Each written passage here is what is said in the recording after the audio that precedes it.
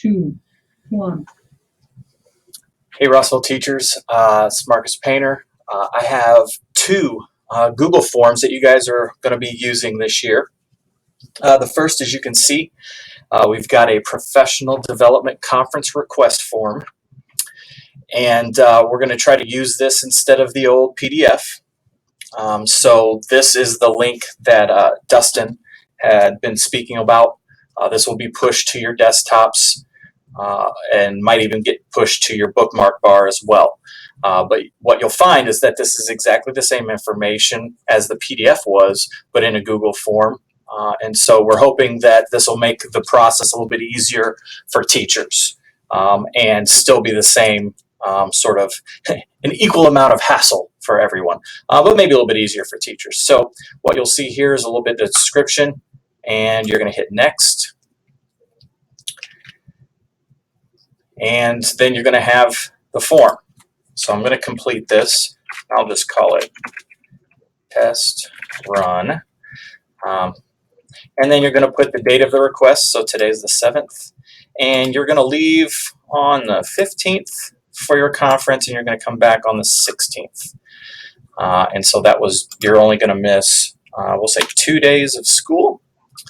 Non-school days, 0. The name of the event is the blah blah conference, and that is in Indianapolis,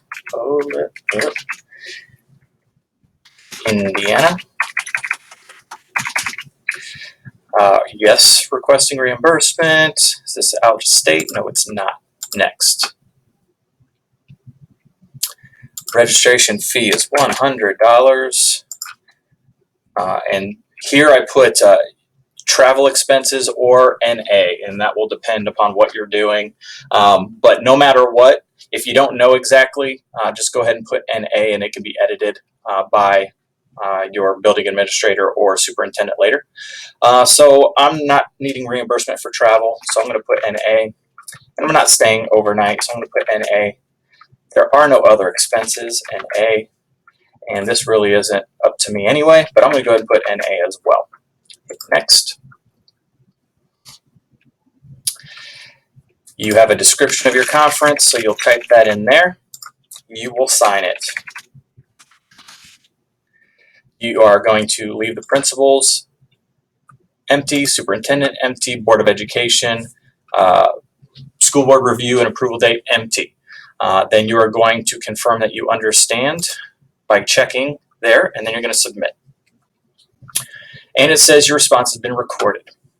Now, what I'm going to find here shortly is that you're going to immediately get an emailed receipt.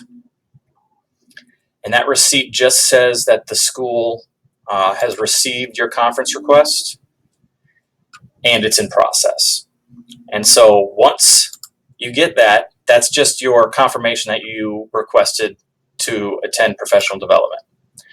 So here it is, and it says here it's been emailed to me as the person requesting PD, and it's also been, the same thing has been sent to Dr. Hannah. It's in process, thank you. And then at that point, your work is done. The only thing you will have to do at that point is simply read the school board notes and to see if your request has been approved or denied. And at that point, your work should be done other than doing whatever registration you need to do.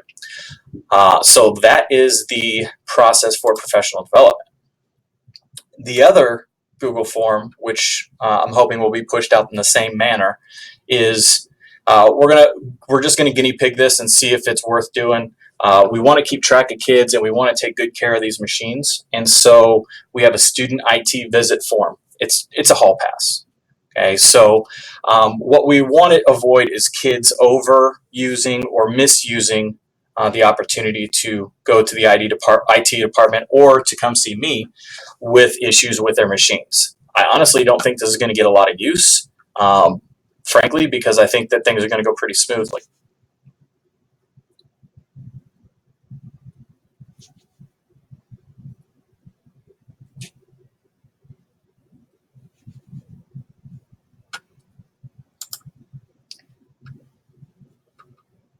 was weird.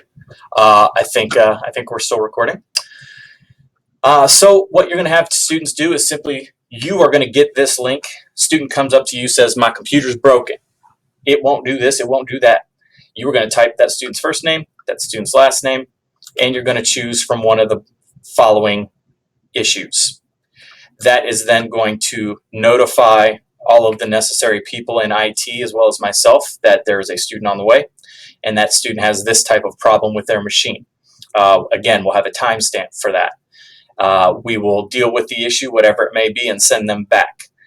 So we'll be able to sort of track when students leave, and just be aware of whether students are taking advantage of the situation or not. And this will also give us sort of a paper trail of, this student has been to IT with a computer problem 22 times first 9 weeks. That's obviously excessive, and there are some other issues we need to deal with there. So a couple of new things. Hopefully they're pretty straightforward. If you have any questions, let me know, and I'll send out an email as a reminder of sort of the new approach to these things when we get closer to needing to use them. Thanks a lot.